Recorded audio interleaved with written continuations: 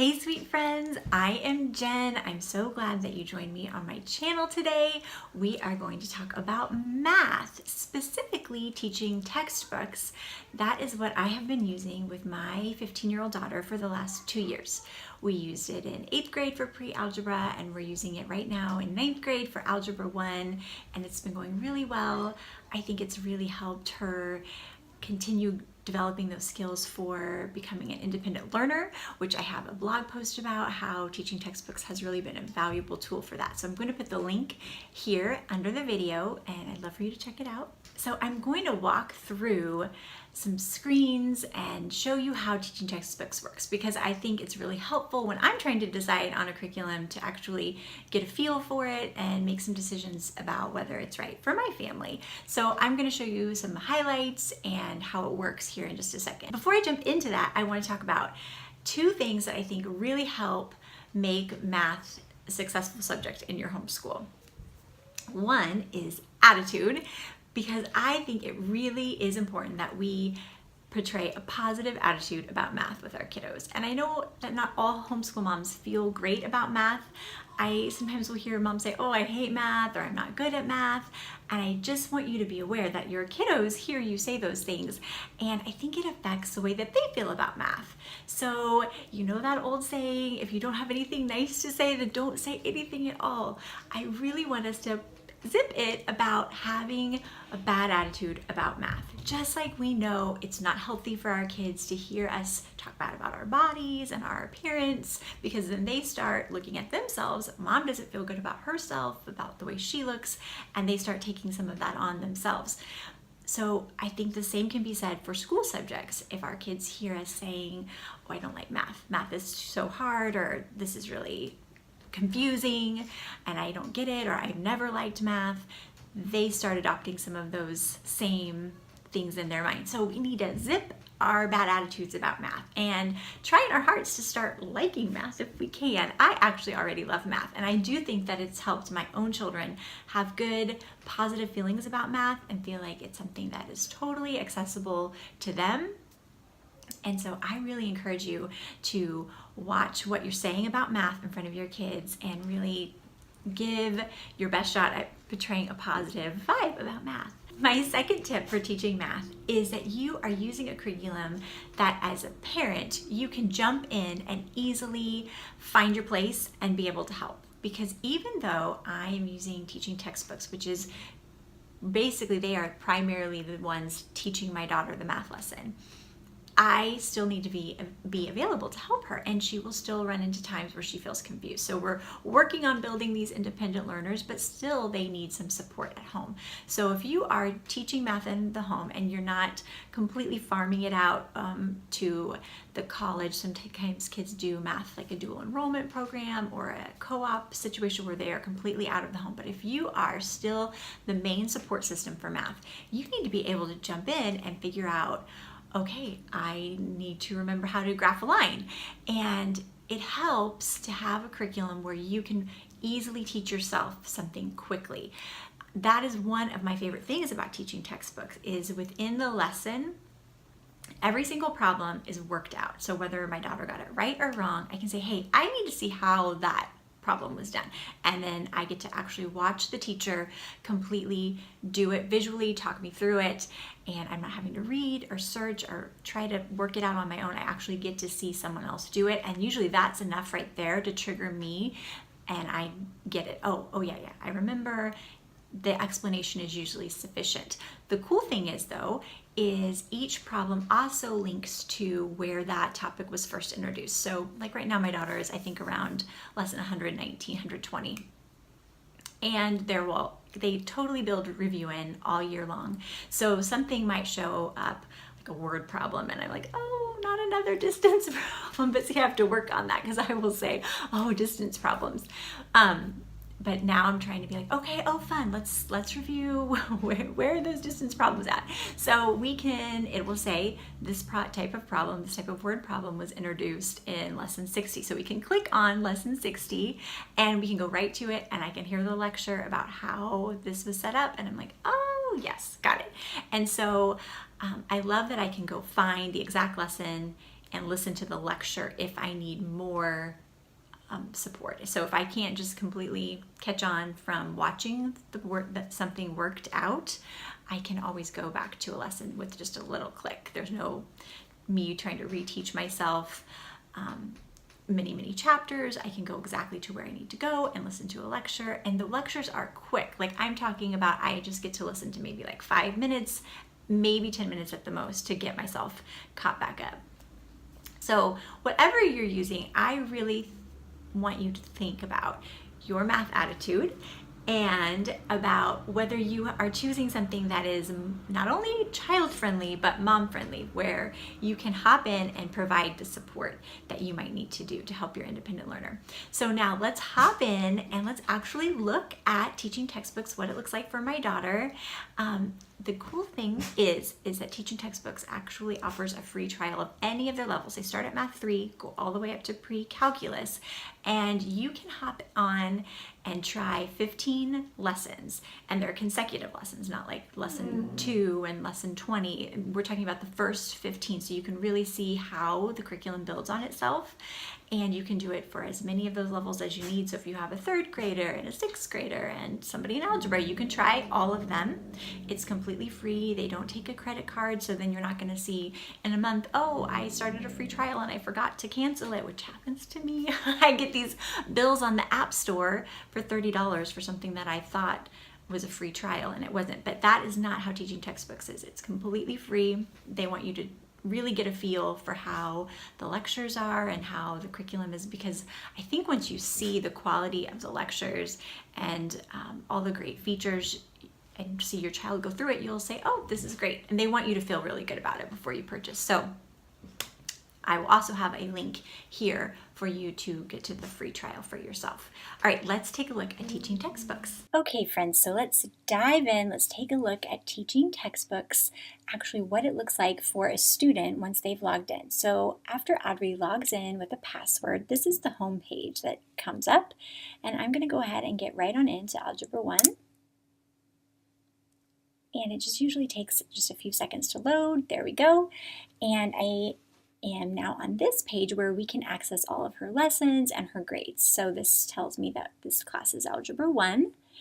And I wanted to point out real fast before I show you the lessons, I love the settings are fun for the kids. So the first setting that we come up to are buddies.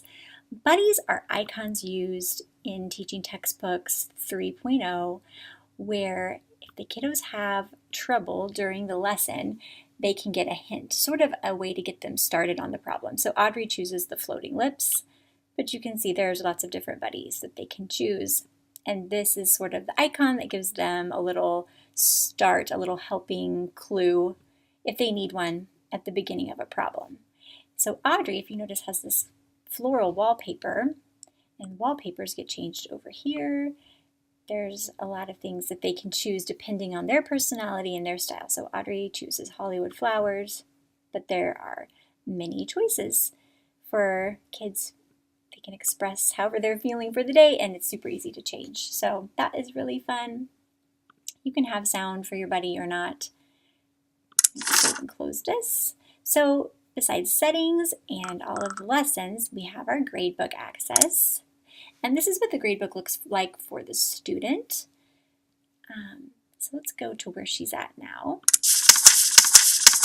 She is getting ready to start lesson 124. I was playing around here a second ago, so I started it a little.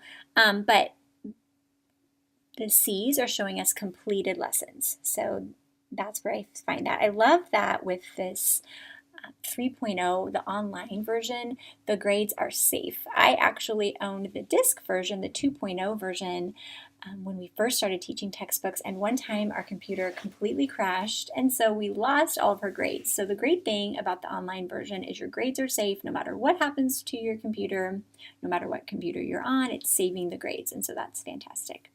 So let's get back out of the gradebook. So now, if I was going to start the lesson, you can see, oh, this is where I left off. I'm ready for lesson 124 because the C shows that she completed lesson 123. So I obviously am not going to make you listen to the whole lesson, but I want you to get a feel for what is happening for the student. So we're just loading up our lesson, and here we go. Lesson 124, Dividing Irrationals. In the last lesson, we learned how to multiply irrational numbers. Now we're going to learn how to divide them. And let's just get started with our first example. So I love that she can actually see everything visually, and she's also an auditory learner, and so she's actually getting to hear the lesson as well. And so both of these things have been great for her learning style, getting to actually see the lesson and hear the lesson all at the same time. I am going to try to forward through it a little bit here. You can kind of, if she's already listened to the lecture, this little bar down here lets her sort of control and maybe get back to a part of the lecture that she wants to review. I want to show you. Root of 4 is equal to the whole number 2. And let's just go ahead and... So in a moment, he's going to ask for her participation, and this happens throughout the Teaching Textbooks lectures. There are many places throughout a lecture where the kiddos actually are invited to put an answer in, and they really need to put the answer in for the lecture to continue. So let's see what comes next. And calculate the value of this expression. What's 4 divided by 2? Right. And so that's what I was talking about. When you have, they will wait for the student to participate, and I just like that it keeps her engaged throughout the entire lecture. So once she's listened to the lecture, there are these practice problems A, B, C. I think it usually goes through E. These are optional, and Audrey doesn't usually do those. She usually just jumps in with the problems. I, for demonstration, had hopped on problem 4. Okay, so I actually entered the answer wrong. And so when you answer wrong, it will tell you the correct answer. And then if you're like, oh, I don't have any idea how they got that answer, we can watch them do it, which is fantastic. I love Problem this. 4. We need to multiply these two irrational numbers, and they're both third roots, notice. That's okay, though. So he will go ahead and work out this problem completely. It's great for Audrey for self-checking. It's also nice for me if she's still confused. I can hop over and see exactly what the problem is. I can listen to the explanation, and I can watch it be done. And usually that's enough for me to understand what's going on. If that's still not enough, let's go back over here to problem 4. I can see that this is simplify by I can see that this was taught in lesson 123, so I can go back to that lecture. So the great thing is throughout the problems, there's usually about 20.